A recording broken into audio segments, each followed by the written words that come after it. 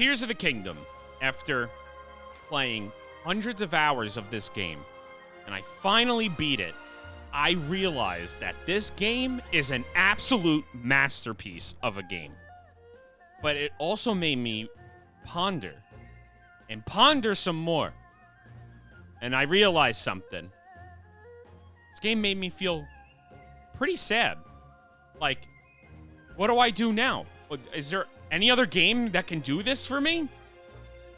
What now? But then I realized something else. There is a game. Oh my god! Wow! Elden Ring. My god. This was another game that left me feeling a bit empty at the end.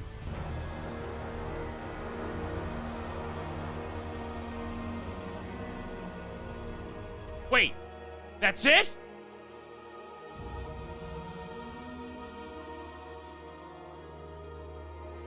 What do I do now?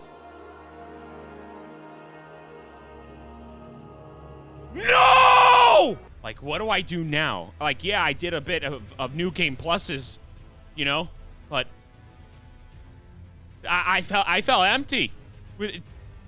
What's next? And then, you know, I got Tears of the Kingdom. So it gives me hope for the gaming world that maybe we'll get some good games out of the trash pile we've been getting recently, you know?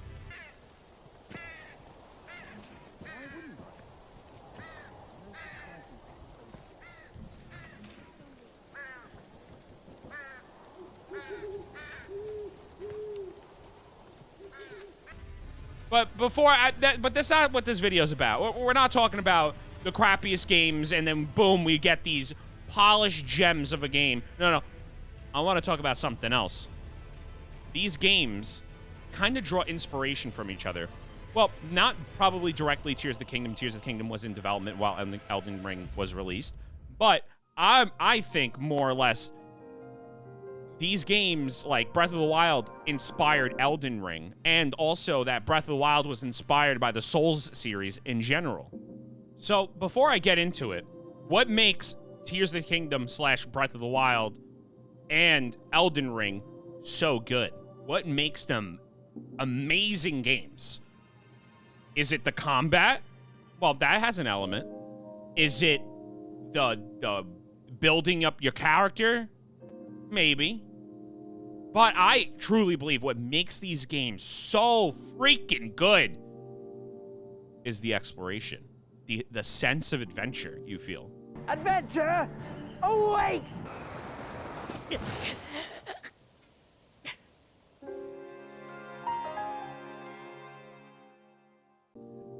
And it's probably why on later playthroughs of the game, like if I were to play it again, it doesn't hit the same, you know?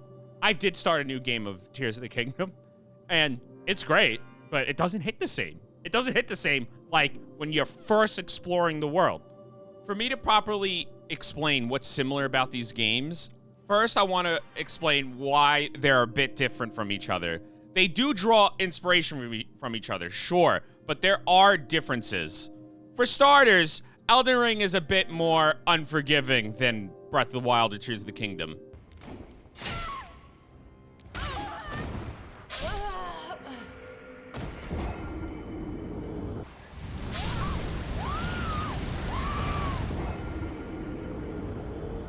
You know, I can't, in Elden Ring, I can't just heal in my pause menu. That's not a thing.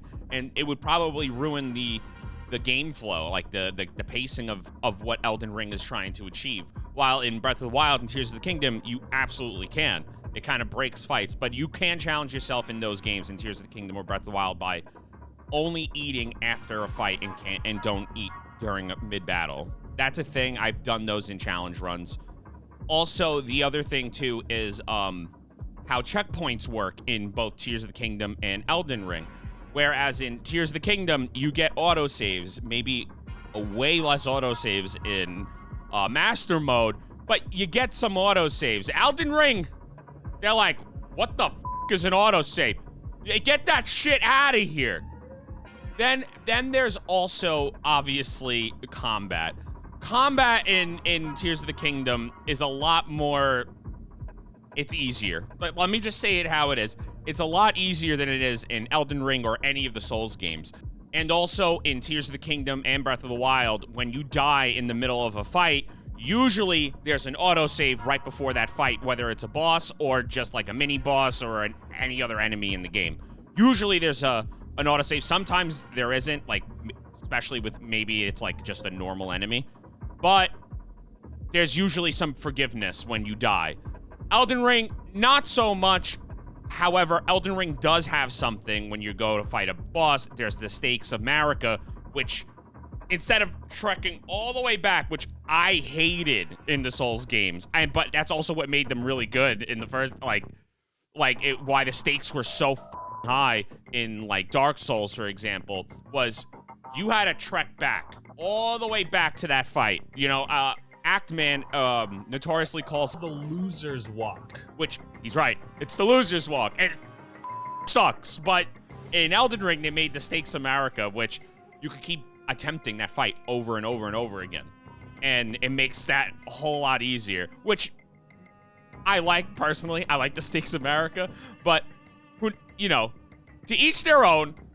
And I'm also pretty sure you can't build mechs to cheese fights in Elden Ring or Dark Souls.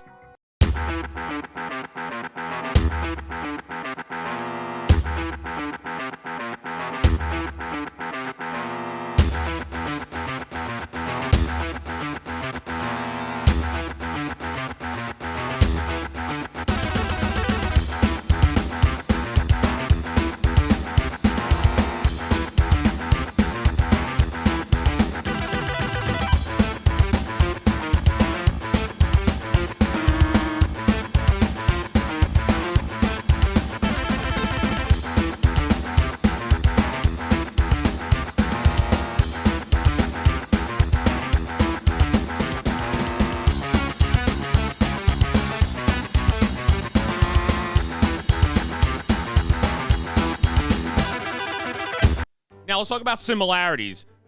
I know I just said combat was different, but combat also draws inspiration from Elden Ring and the Soul series. Well, mostly the Soul series. Tears of the Kingdom and Breath of the Wild, you have your parrying, you have your flurry rushes, and you also have just like straight up combat, like whether you're swinging a sword, a two-handed weapon, or using a spear. They draw inspiration from the Soul series, and why I say that is sometimes you have to be a little bit tactical when fighting an enemy in Breath of the Wild, especially in the beginning of the game, where you can get absolutely crushed. Like, you can get one-shotted, and it very much reminds me of how the Soul series handles things right in the beginning of the game, where, like, a normal enemy can just two-shot you, you know? The other comparison I want to make is how light roots remind me of like trees or sites of grace in Elden Ring. Now I know it's a lot different in Elden Ring, like when it comes to trees or sites of grace. It feels like a sigh of relief when I see a site of grace, like, oh, this is a safe point. I can take a little break, kind of like how bonfires were in Dark Souls. But it's also kind of similar. I found it similar when I went down in the depths and it was really dark and I had no idea where I was going and everything was kind of like killing me. You know, the gloom and everything like that, where the gloom would like permanently not permanently, but temporarily take away some of your hearts in the game. And you're like, well, shit, what do I do now? And then you find this light root and you're like, oh, I'm healed. I can heal myself now. And I felt that same kind of relief in a way. And I loved that in Tears of the Kingdom. And I've also loved that in Elden Ring and Dark Souls as well. They bring in an area where everything is trying to kill you and it's such a harsh environment, to finally have some sort of relief is great. And it's also a sense of accomplishment in a way, especially more in Elden Ring, where you're trekking and you're exploring and you're like, damn, I need to find a site of grace, you know, and then you finally find it, and you're just like, oh yes, oh this is good, this is good. I can breathe right now, and it kind of is similar in in Tears of the Kingdom, but Tears of the Kingdom has a bit more of them. Now, the other thing I want to talk about is the communities with these games. And Dark Souls and Elden Ring has one of the strongest communities I've ever seen when it comes to like, oh, you're having a hard time with this boss. I did this, this, and that with this boss. I use this armor. I also use this weapon. These are really good weapons. And then people will compare and talk about it. And they'll also talk about like what's the best path to take and things like that. And they have like a sense of camaraderie with these games because the games are hard and they come together to figure it out. Like especially with lore too. There's like whole channels that do thousands of hours of playthroughs of Elden Ring or Dark Souls just to get you the lore of the game because there's such hidden lore within these games in the Souls games. And I feel this in the same sense, it's very similar to how Tears of the Kingdom or the Legend of Zelda series is. These players come together a lot to talk about lore, especially lore. Zelda players love to dissect lore, come up with theories. Hell, I have a theory of my own and stuff like that I've done, and I've also been yelled at and said, like, oh, you got the timeline. Let's not talk about that. But yes, the Zelda community does come together when it talks about lore, how to get certain armor sets and things like that, what makes it easier in showcasing how they can cheese a fight or they can make it harder for themselves. So I think, like, in a sense, these communities, maybe they bleed into each other. I don't know, but they're very... They have like a strong sense of camaraderie when it comes to playing these games. And I love that. I love being able to share ideas and stuff with other people and see what people did on certain fights or how they made it harder or easier for themselves. Now, this is kind of like a love letter to both of these games or series as a whole, that I'm just genuinely so happy that I get to play these games. And I kind of just wanted to compare the two and also say like what's similar about them and what's different about them. I am so happy that I get to play Elden Ring and Tears of the Kingdom, that I got to experience such amazing art. Yes, I called it art because that's what it is. It's art.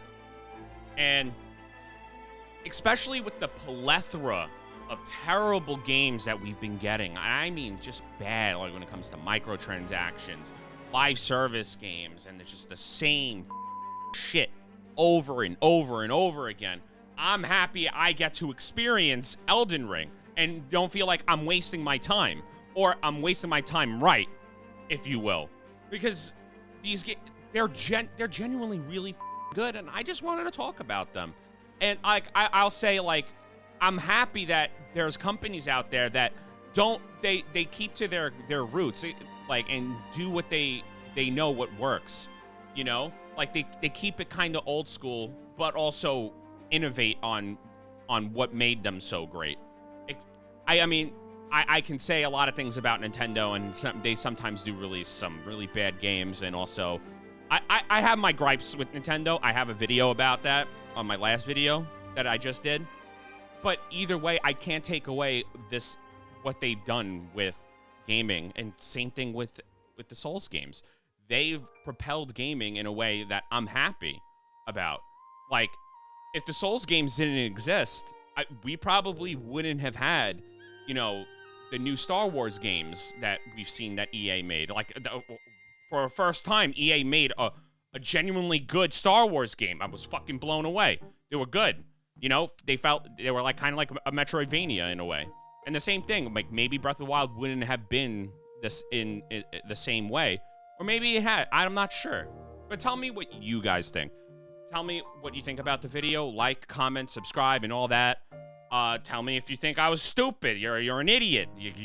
I don't agree with you at all. You moron. Or just leave a comment.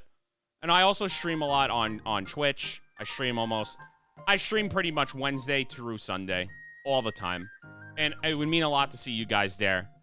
But that's it from me. Like, comment, subscribe, and I'll catch you next time.